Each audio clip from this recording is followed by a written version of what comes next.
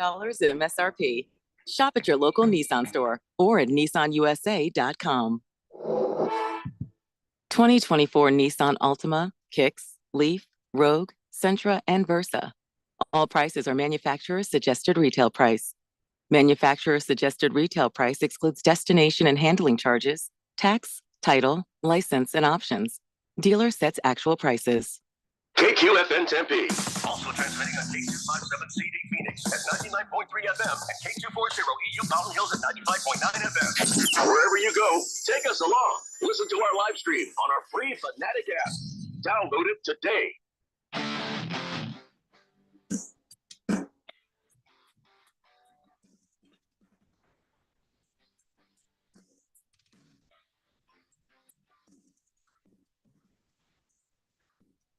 And it is Monday here on 1580 The Fanatic. We're broadcasting live from the Harmon Solar Studios. This show, in case you haven't been around here before at this particular time of day, is Beat the Book, where we teach you how to get an edge on some of the odds makers out there and make yourself a little bit money while you enjoy watching sports, which, if you were listening to this station, you were going to do anyway. I'm Keon Rose. Alongside me is our betting expert, Dylan Cohen. And we've got a loaded show for you today. Obviously, we've got Monday Night Football, Cowboys, Bengals. We'll get into that. We're also going to be talking about what happened over the weekend. We do a best and worst of usually. I think that we could figure out the best pretty easily. I think you could figure out the worst pretty easily. We'll get into some ASU and Cardinals talk. We'll talk a little bit of Suns too.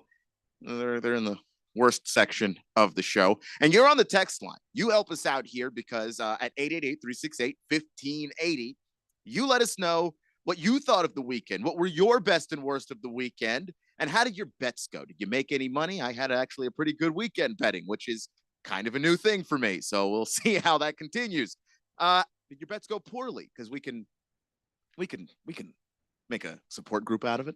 Kind of get through the weekend if you got burned in any particular way. But before we get to any and all of those things, Dylan, who powers the show?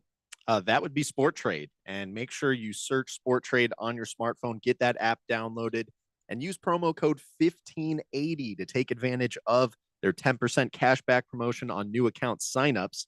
And of course, Sport Trade runs a little contest here on this show where the prizes each week are a $100 Amazon gift card and $50 in cash sent directly to your Sport Trade account for you to place some extra bets with. Try and turn that into a little bit of extra money for you. And we did have that contest go on over the weekend. It's always going to be on the Arizona Cardinals game. They did play against the Seahawks yesterday. So we are going to reveal the winner a little bit later on in this first segment here.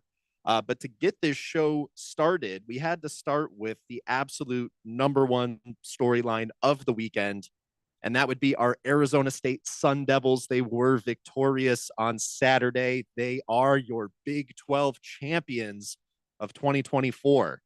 And, this is just historic. But at the same time, I'm not that surprised.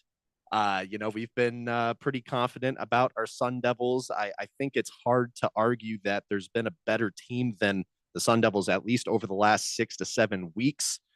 They are just playing phenomenal football right now. Cam Scattaboo finishes that Big 12 championship game with 170 rushing yards, 3 touchdowns scored to give himself 9 total touchdowns scored now over his last 3 games. He is just doing special things on the field. That's why, they gave him that big Big 12 WWE championship belt. He was the MVP of the game. And quite frankly, the MVP of the season. Oh, without a doubt. What were some of your takeaways from that game against Iowa State? Yeah, there's a bunch of them. I think that ASU proving because Jordan Tyson not being there was going to be a big storyline. It mattered a lot that your 1,000-yard receiver wasn't going to be out there on the field for a championship game that you had to win to get into the college football playoff. And doesn't matter. Like, they still find ways to gain the yards. Obviously, Scattaboo was huge, but I thought that the passing game really was it played up to par. It did what it needed to do to keep this team on schedule, to keep them moving the ball downfield. I was just impressed with how little the passing game really seemed to fall off without Jordan Tyson out there, because they were still explosive. They were still making big plays. They were still attacking a defense that's known for being a pretty good pass defense in Iowa State. Like, that was their specialty. I figured Iowa State would have some trouble with Scadaboo, because who doesn't? But I thought that they were going to at least be able to stand up to the air game. Not really. Not really. I thought ASU was very impressive there. Well, and I mean, talk about the air game. What was honestly the turning point for me in this game, it came extremely early on. It happened in the first quarter, and I want to say this actually happened on ASU's like very first drive. They got held to a 4th and short, and instead of just trying to have Scadaboo run the ball for a first down, Sam Levitt just launches a rocket. We ended up turning that into like a 62-yard pass that right after that we were able to get pretty much right into the end zone. We got a touchdown, and that really got our momentum going. And that's just good coaching. Like to know that Scadaboo's going to be the target on those short yardage situations. And so the deep back end of that defense is going to probably be a little bit more susceptible to the pass. If you know Cameron Scadaboo's coming, guess what you have to do? Now you've got to bring an 8-man box. And to be honest, might be 9 just to bring that dude down. So if you know that, then you've got a mismatch on the back end of that defense. Like, Dillingham's always aware of this stuff. And that's why you see those play calls that are just like, man, what is he doing? But that's because he's one step ahead of the defense every single time. Like, this guy's an amazing coach. From a betting perspective, there was something kind of remarkable that happened prior to this game. When the line originally opened on this, I believe ASU was a 2.5, 3.5 point favorite. And then we saw that line narrow throughout the week as money's coming in. And then by the time Saturday morning rolls around, just before kickoff, ASU flipped. ASU went from being favored to a 1.5 point underdog prior to that game getting started. Yeah, I think part of it is that game did feel like a pick 'em before the game. And so if ASU was going to be favored, then there were some people who probably saw some value in jumping the other side. They moved the line. And if you saw that and took advantage of that Saturday morning, well, good for you. So, I mean, if you had the confidence in ASU to, not only come away victorious, but, perhaps to maybe chase some kind of a ladder on the spread, the final score was 45-19. There was absolutely some money to be made on that. Shoot us a text. Let us know if you ended up calling that 888-368-1580. But Keon, I'd like to kind of turn our attention now to the thing about this victory that I don't see a lot more chatter about in the media. And I appreciate that the team isn't really pushing this, because you don't want to see your team, pushing for like better positioning after the fact that they got a bye, which we were arguing, last week, whether or not they were actually worthy of it. The way the cookie crumbled, they got the bye. But what I'm alluding to here is, how are we not in the Fiesta Bowl? So ASU wins this game. They get the bye. They are ranked as the 4th best conference champion. And all throughout last week, the number 4 rated conference champion, which was projected to be Boise State, they were going to be slotted in the Fiesta Bowl. And at least my perception of this was that, okay, so the number 4 is tied to the Fiesta Bowl. And then in reality, what it actually was is it's the school, it's Boise State that is tied to the Fiesta Bowl. Yeah, and also like there's conference ties to bowl games too. So like the Mountain West has been tied to the Fiesta Bowl on a number of occasions for whatever reason. So I'm guessing like there's that too. Like that, and that's one of the things that like a lot of people have been kind of upset about in college football for ages. That like, you've got these like bowl committees, they don't do anything because honestly, it's so cookie cutter. The business relationships kind of decide who's in some of these bowl games that it doesn't require any thought. Like, what are the people in these committees getting paid for anymore? You're just going to slot in. Oh, the Rose Bowl usually, at least it used to, have the Big Ten and Pac-12 team playing it. So, as far as the team goes, And again, this is why I say, like, I don't want to see, Kenny Dillingham or Cam Scatterbo. I don't want to see these guys, complain about making the Peach Bowl, and they're not doing that. They're doing the complete opposite. And it's genuine. It's not like, well, we just have to take the higher ground. Like, they genuinely do not care. But you and me, I could be as fans who are like, if the Fiesta Bowl had the Sun Devils, guess where we would be trying to go? We would be trying to go to the Fiesta Bowl. I can't make it to the Peach Bowl. I'm not playing. I've got people in Atlanta that I could probably go visit, but I'm not buying a plane ticket at a moment's notice to go to Atlanta to watch, the the Sun Devils play. But if they were right here in our backyard, well, wouldn't that be nice? Now, this is a direct quote from Kenny Dillingham. He was on a Zoom call yesterday. He got asked about this, and he said, I know obviously the Fiesta Bowl would have been at home, but we have a lot of guys on our roster from Texas. We have a lot of guys from Louisiana. We've got some guys from Georgia, from Florida. So, the Peach Bowl has been one of those bowls that they grew up watching. They idolized it. They want to be a part of it. And for us to get selected there, those guys couldn't be more excited. And I'm totally glad that that is the sentiment. But I have to say, and I know I'm speaking on behalf of many Sun Devil alumni, Sun Devil fans, supporters, to an extent, it kind of feels like we got the rug pulled out from underneath us. And I wasn't confident in the committee necessarily doing right by ASU. And this isn't even a committee deal.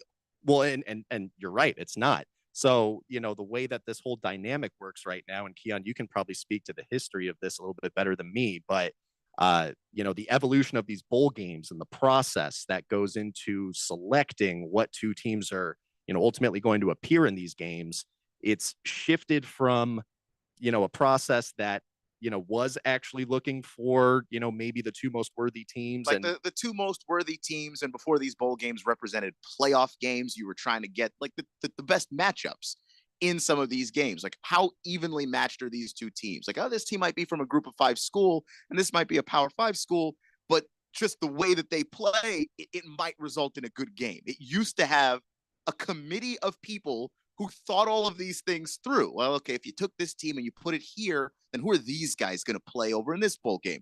And now it's all of that's gone. It's all money. It's all certain conferences have certain business relationships with certain sponsors. And then those sponsors are obviously connected to the bowl game. So which business relationships are we putting in the game? And that's what it is now. And it sucks. And I say now, it's been that for maybe 5 or 6 years, but it's still not good. So the CEO of the Fiesta Bowl, his name is Eric Moses. He was also asked about this dynamic, and what he said was, it would have been a storybook kind of ending to have that team that was expected to come in last in their conference, first year in the conference, wins the conference championship, second year for their coach. I mean, it goes on and it's like a Disney movie. And I saw this quote and it frustrated me because that's a bad reason. Well, we just saw a week of conference championship games where only one of these games was a sellout, which was the SEC championship game. If you saw that Big 12 championship broadcast, that Cowboys arena, I mean, they said the attendance was like 55,000. That's a lie. I mean, that place looked like it was like a third of the way full. And the capacity of that stadium's like maybe like 90,000, something like that. Yeah. So, I mean, it's a combination of like, you had two teams that really weren't expected to be there. So like the Iowa State fans just didn't have the foresight to say, I'm going to try and get a ticket earlier than this. And neither did the ASU fans, to be honest. Like, you're having this magical run. The opportunity to make money, I thought this was business, and it is business, but like, there's business happening at the level of like specifically at the gate, and then there's business with like, okay, but the sponsors want these guys here. What do you do? Well, if you're the CEO of a major bowl like this, you would think that you have somewhat of an obligation towards the business of it, to make sure that it's a compelling TV product, but to also make sure that you're going to sell tickets. You're going to get people in the arena, because without the people in the arena, it's hard for the viewing audience to buy into the fact that like this is a very big, meaningful game. So, and that's why I was like, there's two levels of business happening here, right? Like, the gate seems like that ought to be your priority, but because you've got all of these relationships with all of these sponsors that are connected to these bowl games and these conferences, those are the people you wind up trying to make happy instead of the fans. Well, meanwhile, it's like you identify this situation as a Disney movie. And to that, I say, why would you turn away from that? Why wouldn't you want that's a bad reason. That is horrible. That makes you look bad. You know what Disney movies do?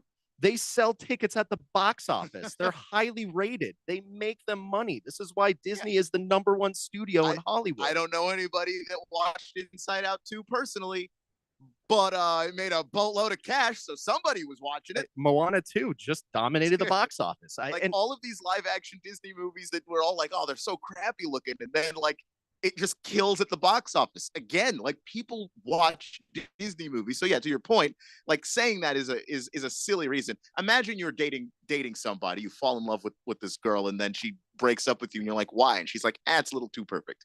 It's a little like a Disney movie. Exactly. Like you would never believe that. That doesn't make any sense. So, it's frustrating on the one hand. And part of that is just because, I mean, look, I'm going to be selfish here. Would you rather play the winner of Clemson and Texas, or would you rather play the winner of SMU and Penn State?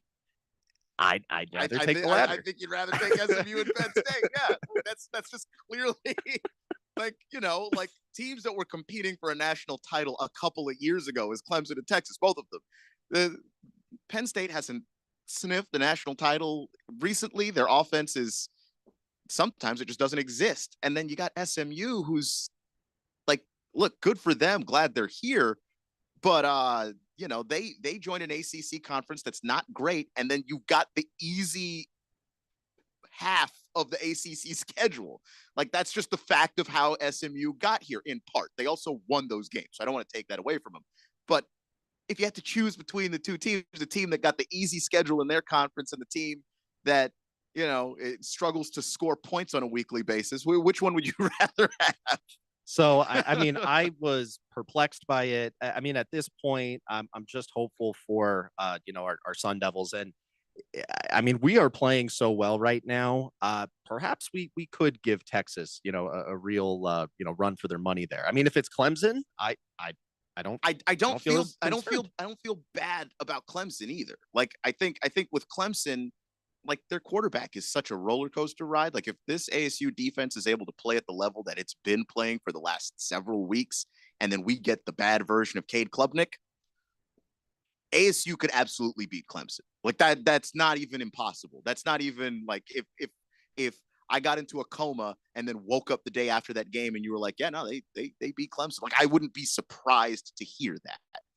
That's the kind of matchup you're having. And like, yeah, Texas has like their ups and downs. I don't think Texas has played their best football yet, which is kind of incredible to say for a team that's in the college football playoff, but we may never see it. Like it's that kind of thing where it's like, well, are you going to actually see the best that Texas football can play? Because if they don't have that on the day they play ASU, and I say this with my Longhorns hoodie on right now, that's not a guarantee. You're not guaranteed beating the Sun Devils. So, like, yeah, no, those are still winnable football games for ASU. The question is, like you would rather have had, the other option over there. Yeah. So, with all that being said, there is no immediate line out yet on ASU's next game. That Peach Bowl game is not going to be played until January 1st. But there is a way you can still get in on some of the betting action on this right now. If you happen to check out FanDuel under the college football section, there is a section that reads playoff parlays. And if you actually open that up, it's offering a couple of different kinds of odds here. But you can take Arizona State to make the 2024-25 CFP semifinals, which in other words just means they're going to win the Peach Bowl, because if they win that game, they advance to the semifinals. Mm-hmm. The current price on that for them to win and advance to the semifinals is plus 320. So this is, to an extent, kind of like a preliminary line to be able to, start to get some action out on what might happen. And the last time I shouted out something like this, it was a few weeks back going into our game against BYU. It was at the beginning of the week on a Monday. We were looking at the Big 12 championship odds. ASU was paying about like plus 350 at the time. Hopefully someone out there heard that and got in on it. If not, this is your second chance right now. So ASU, if you believe they are going to win the Peach Bowl, there is a way you can bet on this right now. You just take Arizona State to make the 2024-25 CFP semifinals, and you can get that a little bit over 3-1 payout. So there you go. We're right up against it, but I'll go ahead and get to the text line really quickly. Pickle D says, how about them dogs, baby? And we've got 3 emojis with $ eyes. So I'm guessing Pickle D made some money off of that. And, at my expense, at least somebody profited. Free Guy says, I had taken the Panthers money line for just a few bucks. Then I loaded up on them. I don't know what that acronym is. ATS? Against the spread. Against the spread. There you go. Because I knew they'd cover at the least. They've been playing really good the last 3 weeks and still did yesterday. They played really well yesterday. I watched that. That was nerve-wracking. Yeah. Frustrated the Eagles passing game a lot. Saquon did Saquon things, but Xavier Legette. that was a bust. That maybe not a bust. Like maybe people were a little too early on calling Xavier Legette a bust. Because wow, that guy is. He made Eagles bettors just like see their life flash. Yeah, the guy we were talking about on Friday that put down $3.1 million on the Eagles. Look, he got his win and he got his free 440,000 or whatever it was. But my God, he must have been going through it. He had to sweat it out. That's for sure. That's probably not what he expected to sweat out. Robert from Surprise says, half points killed me this weekend.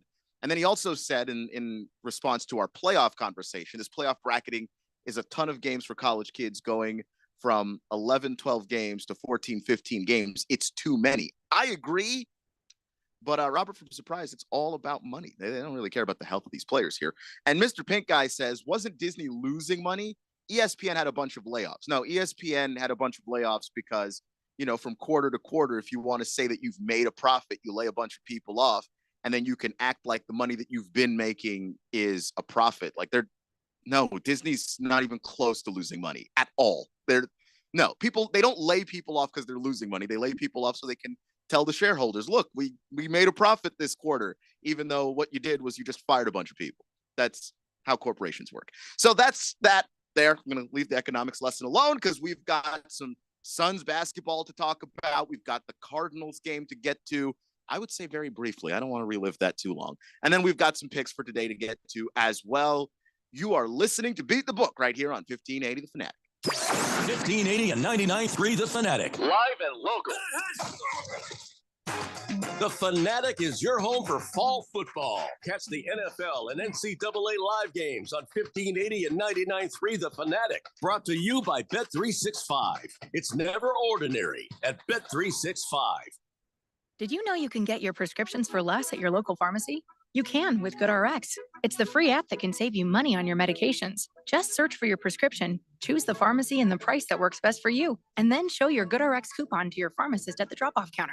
GoodRx works at over 70,000 pharmacies, including Walmart, Rite Aid, and Walgreens, and it works whether you have insurance or not. It's easy to save. Next time you drop off your prescription, check GoodRx. To start saving today, go to GoodRx.com. GoodRx is not insurance. I juggle a lot. And managing constipation with belly pain from my irritable bowel syndrome with constipation, or IBS-C, with laxatives and fiber isn't enough. My doctor recommended a way to get ahead of it. Then I said yes to Linzess. Linzess linaclotide is a prescription medicine that treats IBS-C in adults. It's not a laxative. It's a once-daily pill that helps you get ahead of your symptoms. It's proven to help you have more frequent and complete bowel movements and helps relieve overall abdominal symptoms, belly pain, discomfort, and bloating. These symptoms were studied in combination, not individually. Do not give Linzess to children less than 2. It may harm them. Do not take Linzess if you have a bowel blockage. Get immediate help if you develop unusual or severe stomach pain, especially with bloody or black stools. The most common side effect is diarrhea, sometimes severe. If it's severe, stop taking Linzess and call your doctor right away. Other side effects include gas, stomach area pain, and swelling. Talk to your doctor and learn more at linzess.com or call 1-800-LINZESS. This holiday season, Straight Talk Wireless is letting you say yes a lot more with real unlimited data. Yes to sharing pics of the ugliest holiday sweaters. Yes to checking weather on the go for surprise sledding trips.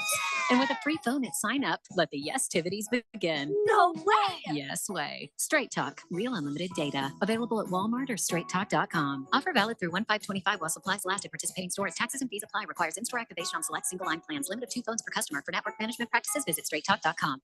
Hey guys, Jeffrey O'Brien here. Did you know Harman Solar has gone super high tech? There's an amazing tool at harmansolar.com that'll give you an instant ballpark solar estimate using satellites from space. You just type in a little information, and within seconds, you'll have an idea of just how little money it takes to save big on that monthly electric bill. I did it, and within seconds, they measured my roof and calculated my savings. It's very impressive. Go to harmansolar.com and give it a try yourself. That's harmansolar.com. My name is Mary Grace. There are a few misconceptions about Alzheimer's. It's not just memory loss. It's the loss of mobility, the risk of falling. For more information, contact the Alzheimer's Association at alz.org, sponsored by the Alzheimer's Association. 1580 The Fanatic and at 1580thefanatic.com. Your home for sports.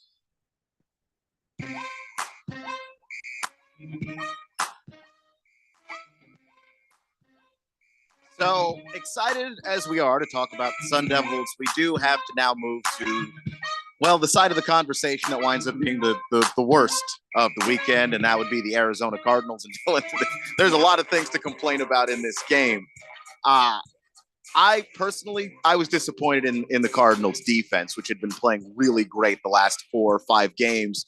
Against some actually very good offenses. In fact, they played this same Seahawks team a couple of weeks ago and held it in check. It was a close game. They lost it. And I think I could have lived with another one like that. But instead, what we got was a game where Zach Charbonnet gets going, Geno gets going, DK gets going. That disappointed me a lot. What disappointed you the most? That would be the 2 first quarter interceptions from Kyler Murray. It just kind of felt like that took the wind out of our sails, before we could even get going. And then we just found ourselves trying to climb out of a hole, for the rest of that game. And, this is something that Kyler is not shying away from. He said after the game, this one's on me, and you're going to see a much better performance next week. I certainly hope that he truly means that, because at this point, you are now 6-7 in the NFC West. You have let this division just completely slip between your fingers. The Seattle Seahawks are now the clear favorite, 8-5 in the conference. And then you also have the Rams, who had a really impressive win yesterday against the Bills. They've now leapfrogged us. I believe they are now 7-6 as well. So the Cardinals just they're just being the Cardinals, and this is where it's frustrating. But as a fan base, we're so used to this. I mean, I cannot remember the last time. It probably hasn't happened, I'm guessing, since the Super Bowl season, where we closed a regular season with consistent wins. They actually put up a stat in the game yesterday. Apparently, the Cardinals are on a 6-game losing streak in the month of December. So this is going back to, last year and possibly even the year before that. This is a horrible trend that hopefully Monty Ossenfort and, the rest of the team can, try and reassess and figure out, because it's just so frustrating to see time and time again where the Cardinals, defy expectations in the regular season. We kind of have this mirage of looking like an actual contender, all for it to just kind of fall apart. And I can't tell you how many times I've seen this. By the way, let me get to the text line really quickly, because there was a text that came in right before we went to break. Pickle D said, no, I bet on the game. I never, ever bet on my team. I'm too superstitious, which I bet on my team if I think they're going to win. I bet against them if I think they're going to lose. I don't really care. It's just, and no one knows my team better than me. If I know a loss is coming, I am the first person in line to at least make money off of my guys losing me a game. Why should I be poorer because of it and also mad? I can just be mad and also have a little more money. Free Guy says this, though, and this is more to our Cardinals conversation. I'm a Bears fan. I don't hate the Cardinals, but are Cardinal fans really sold on Kyler? Is he your guy? Do you think he's the guy to take you to the Super Bowl? I think it's time to move on. What do you think? I mean, that after yesterday, of course I feel like that today. But it's just difficult because Kyler Murray is so inconsistent. I mean, he has so many games where he just looks polished. I mean, it was like what, 3 or 4 weeks ago where Mina Kimes is on ESPN saying that Kyler Murray is knocking on the door to Lamar Jackson being an MVP. Like he's right there in that conversation with him. I mean, that just seems like extremely silly now compared to what I saw yesterday. And we poke fun on this station of Kyler Murray's height all the time. Sometimes it's an asset for him and he's extremely mobile and that helps him do incredible things. But I really do believe there are times where it hurts him tremendously. And there's no way the guy can have like very good vision down a field when he cannot see over like the six people in front of him. You say that, but then I look at Carolina and we're starting to finally see Bryce Young figure it out. He's fine. Bryce sees just fine. I think that Kyler just doesn't. I don't think that he has. The reason why he's so inconsistent is because he doesn't have that level of like discipline of like knowing where he's supposed to look on any given play. I mean, there are plays where you can see him get blown up. He's not even looking in the right place. And it's not because he can't see it. He'd see it if he were looking where he was supposed to look. But his read is behind him and he's looking to the other side. Like that can't happen. And it happens enough, and he obviously is electrifying and all of those things. But Kyler's been in the league for 6 years. This is not a situation where we've given up on one of these guys while they're still a rookie or still on this rookie deal. He is 27 years old. He is entering his prime right now. And I still see him making, quite frankly, rookie mistakes as a quarterback. He might not be the guy. Like I don't want to say definitively just because like this roster, quite frankly, has never been complete enough. But when you're making the kinds of mistakes that rookies and second-year players make 6 years in, I'm inclined to believe that I don't think that we're getting to a Super Bowl with you. I definitely don't disagree on that. And I think what you've just said kind of highlights to me, it's this overarching issue that's honestly probably still been a cloud hanging over him ever since, that new contract that he signed with the clause about, having to put in study time.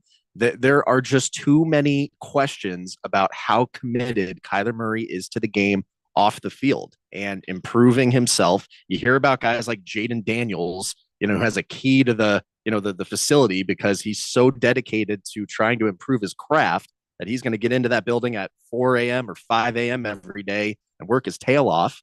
I mean, I have no idea if Kyler Murray's ever done that before, in his whole tenure here. And a lot of guys don't necessarily do that, but there is some work ethic that's required. And I'm not saying Kyler doesn't work hard, but it's got to be a mental thing too. It's got to be, are you in the film room? Are you still up on what defensive tendencies are? You've got to be maniacal about this stuff. And like the best quarterbacks in the league are. I mean, you can find how hard Lamar Jackson works. Like, it's not just he's hitting the gym. It's that the guy is actually seeing the field better than he used to. Lamar is a rookie. That offense was simple because you couldn't trust him to make the right quarterback decisions. And you can talk about like his throwing motion and it's not the most accurate ball and all this other stuff.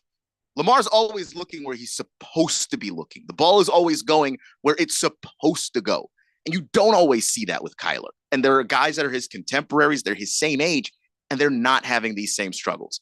So a lacrosse guy on the text line saying, I agree. Bye-bye, Kyler. Which, wow.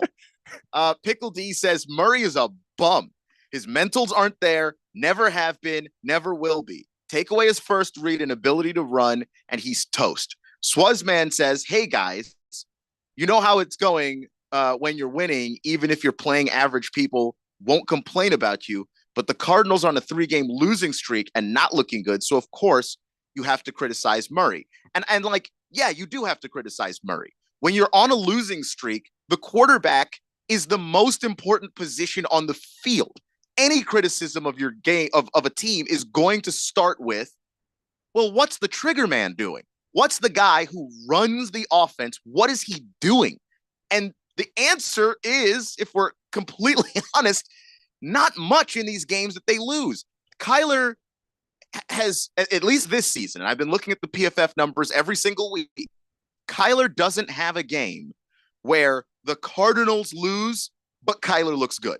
Like last night, Josh Allen was amazing. Bills still lose because when Matthew Stafford's making throws like that, like, I don't know how you stop anything. Like, he made a throw to Puka on that sideline. It's just like, Jesus Christ. But there aren't games where the Cardinals lose the game and it's not Kyler's fault. There just isn't. There are a lot of quarterbacks that you could say, wow, he played great. Joe Burrow is the victim of that this whole season. He's played great. That team sucks because the defense is so bad.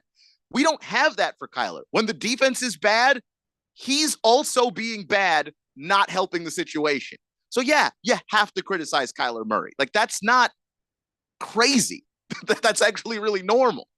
Well, and I mean, in this game, I mean, the things that he, messed up on that cost us the win, they were pretty, egregious. I mean, this all happened right from the get-go, and it happened on like back-to-back drives too.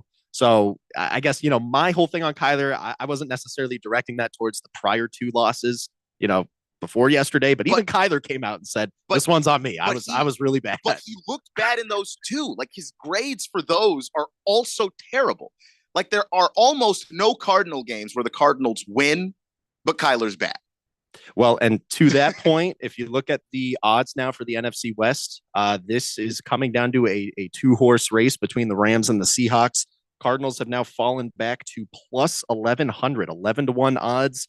Niners are 20-1 odds. Then you've got the Rams at plus 160 and the Seahawks favored at minus 130. So be really interesting to see how that shapes up. But Keon, we've got to get to revealing who won the Sport Trade implied probability contest. Apologies for keeping y'all waiting there. Yeah, we tried to do what they call it. Well, we didn't do it very well because we didn't actually tease it at all. But you don't We've had some compelling stuff to talk about. Yeah, you don't want to give it away early. Keep people listening, and you guys have done a really good job with that on the text line. We definitely appreciate it. Keep those texts coming. But the winner of this week's Cardinals win probability contest is, for the first time ever, after being just outside of it again and again and again, Baker's Cocky Hands. Let's go. Because what was the Cardinals' halftime win probability, Dylan? 16.5%. Yeah. So everybody that submitted something in was well over that. And because we've done this in the past, the tiebreaker was just, okay, of all the people who were over, who was the actual closest?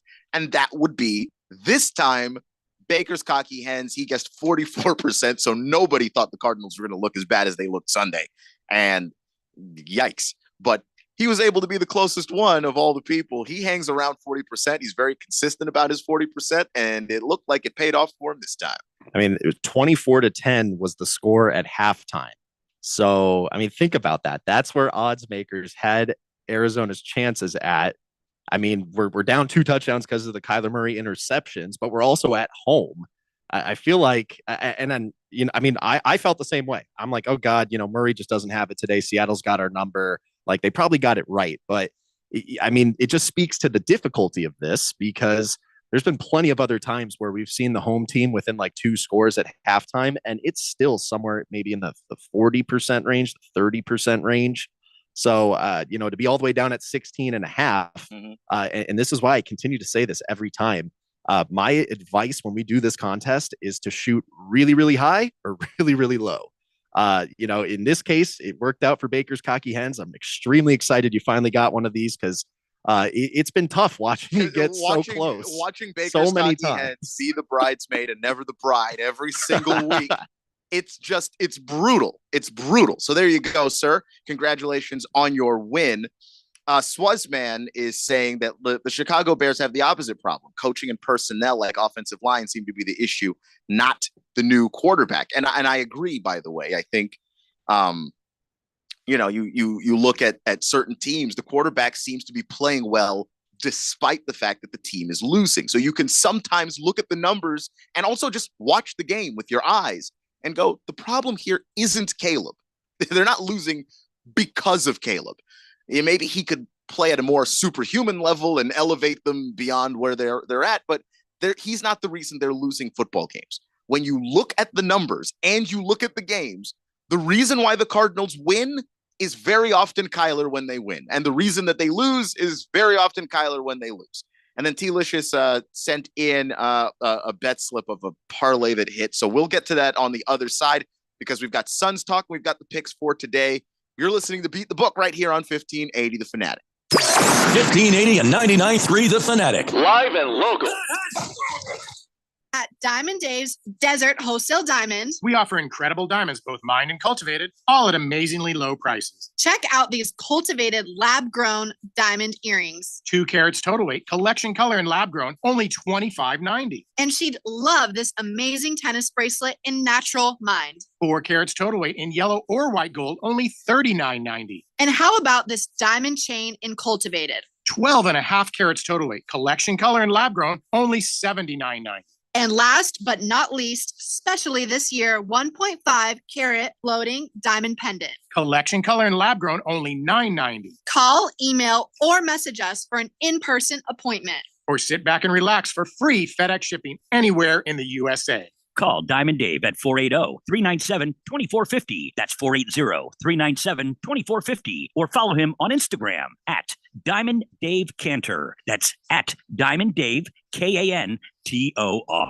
Wesley Financial Group is not a law firm. Do you find yourself stuck in a timeshare? Get the real facts about the timeshare industry and your options for cancellation. Chuck McDowell, founder of Wesley Financial Group, has put together a free information guide that reveals the secrets the timeshare industry doesn't want you to know, including the 5 ways to get rid of your timeshare. Call now and get this timeshare cancellation guide absolutely free. Call 800-838-6767. 800-838-6767. 800-838-6767. Paid for by Wesley Financial Group. Hey everybody, it's Mark Asher back to tell you about my great friends at the Lund Mortgage Team. Did you know that the Lund Mortgage Team was founded back in 1999? That's right. They're celebrating 25 years in existence this year. And you know what you have to do to stay in business that long? You have to be good at what you do. And the Lund Mortgage Team is not just good, they are great. They have helped thousands of people save thousands of dollars over those 25 years here in the Valley of the Sun. They only lend in Arizona. And they're mortgage brokers, which means they can shop your rate around. They're not tied to just one set of rates. Mortgage rates can get crazy. They can get high. They can get low. There's good times to strike and there's times to stay on the sideline.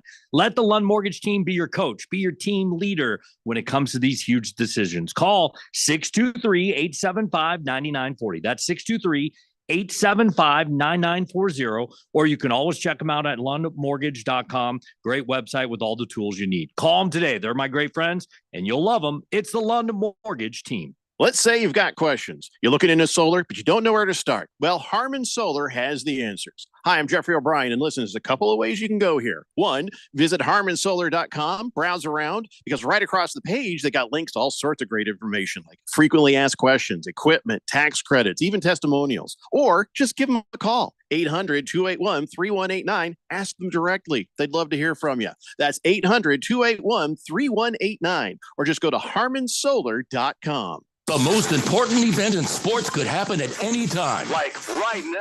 Or right now. Or even now. Don't miss history. Follow us on Facebook, Twitter, or at 1580thefanatic.com.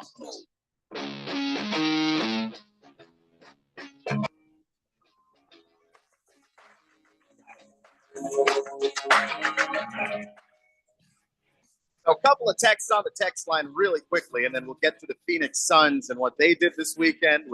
But T-Licious sent in a 4-leg parlay, which the 6-point spread there with the Dolphins got canceled, so it wound up being Panthers plus 13.5 to cover. They did.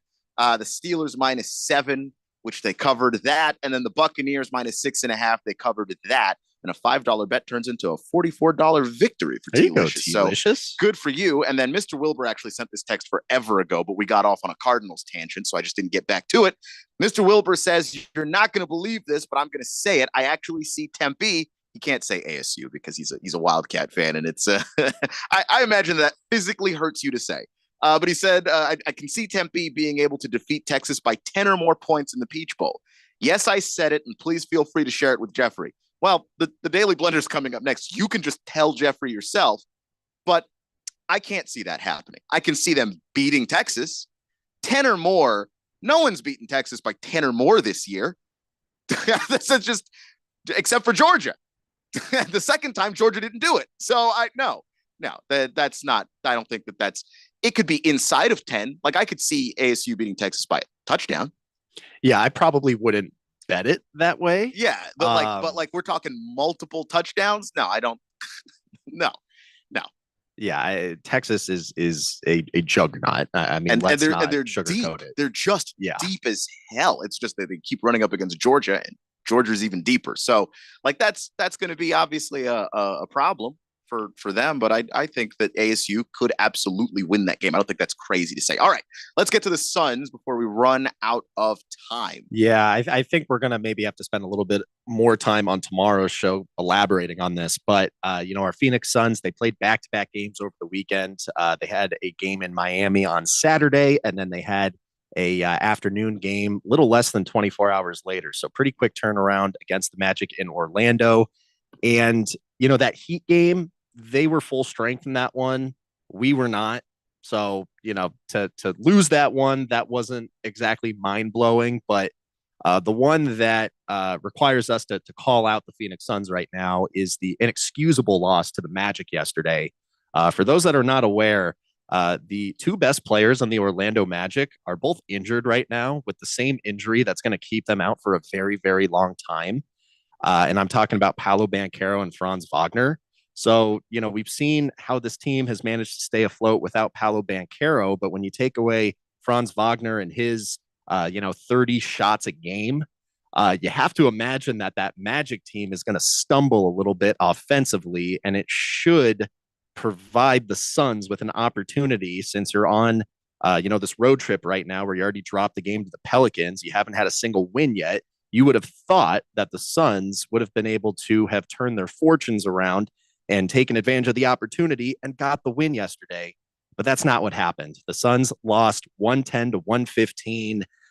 Goga Bitadze on the Magic has a career day, 21 points, 16 rebounds. Jalen Suggs scores 26 points. And our Phoenix Suns let another one get away. This road trip is going to be something that the team looks back on at the end of this season. And when we're fighting to get out of the play-in and we're going, damn, I wish we had another, couple of wins under our belt. Well, here you go. Here's New Orleans and Orlando. And I mean, those are your two. I think the highlight is like this terrible shooting streak for Devin Booker. Like I think we can say it safely. The man is in a slump. It's incredible.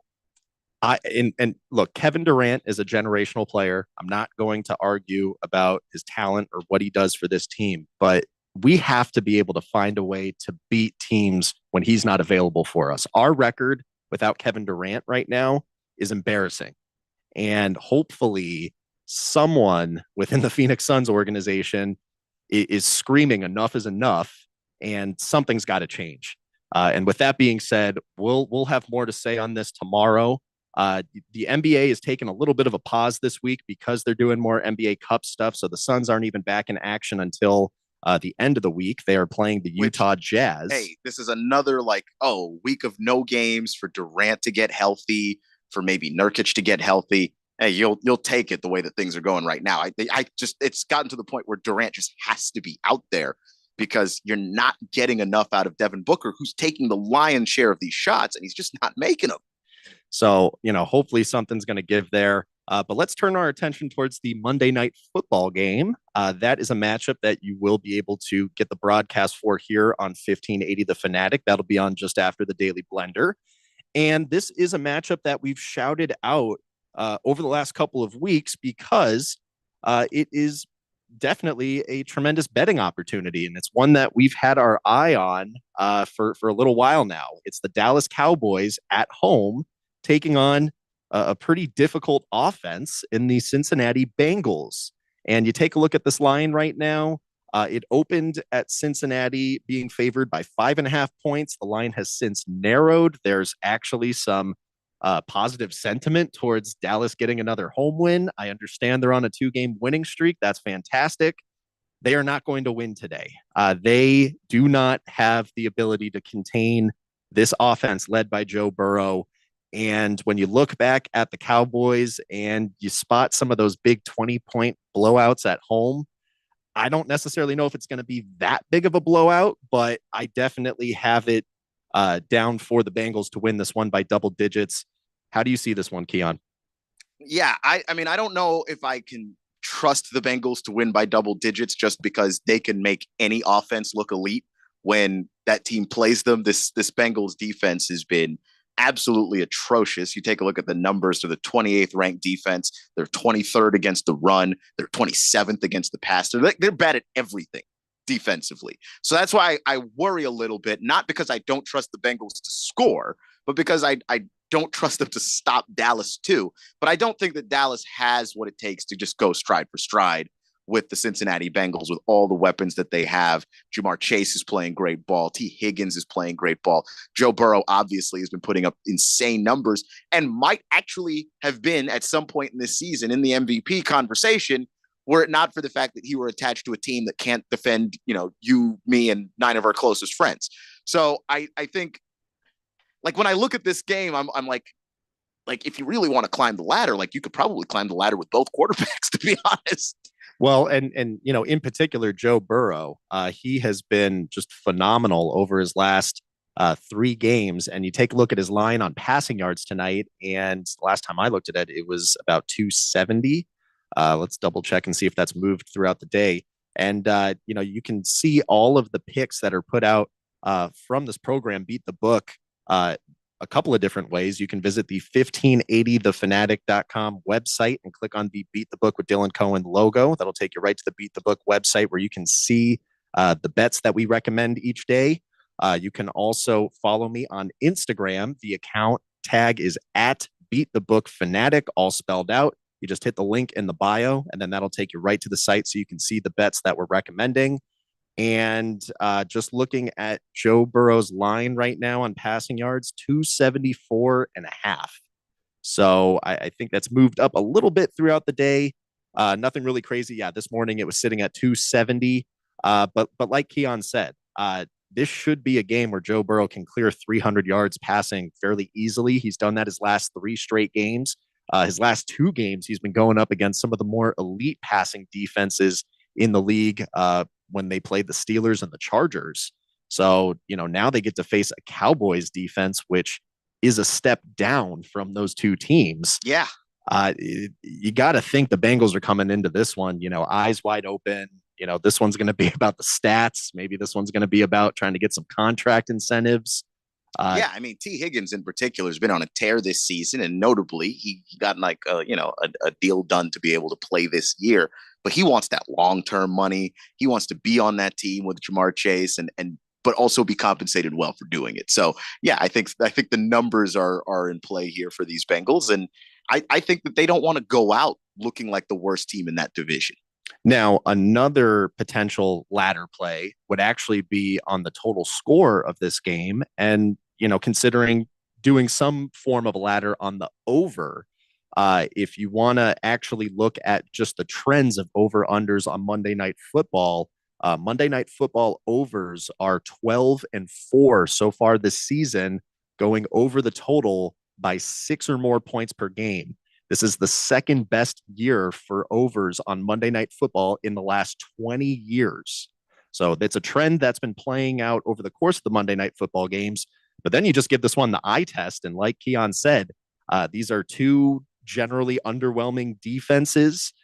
You've got Cincinnati, who, at least in my opinion, and I believe in Keon's opinion as well, bring one of the more elite offenses into this matchup. Whether or not Cooper Rush and the Cowboys are going to be able to match that and also put points up on the board, it seems like they've started to click a little bit more, and they should be able to also pull a little bit of weight. I just see the Bengals offense is just being too overwhelming for the Cowboys to be able to handle. Yeah, and I think the Cowboys are going to have drives where they can't necessarily finish those in points, where I don't know that may happen to the Bengals tonight. This might be one of those we don't even punt kind of games. That's how bad the Cowboys are on the back end of that defense. All right, let's see. Swazman says that Texas defense can help them win the whole thing. I think so, because it doesn't seem like Sark trusts Quinn Ewers very much, if we're 100% honest. ASU Buddy says the Pelicans game, that one was one that hurt a lot too. Totally agree. Agreed. And then Golden Domer cashed some plays, the plus 750 for the Dolphins to be the first Sunday touchdown. Steelers straight up, and Rams bet 22-1. So congratulations. Daily Blender coming up next. Stick around. This is 1580 The Fanatic. I'm Chris Rose with NFL Network Now on the Westwood One Radio Network. Darnold threw 5 touchdown passes. Vikings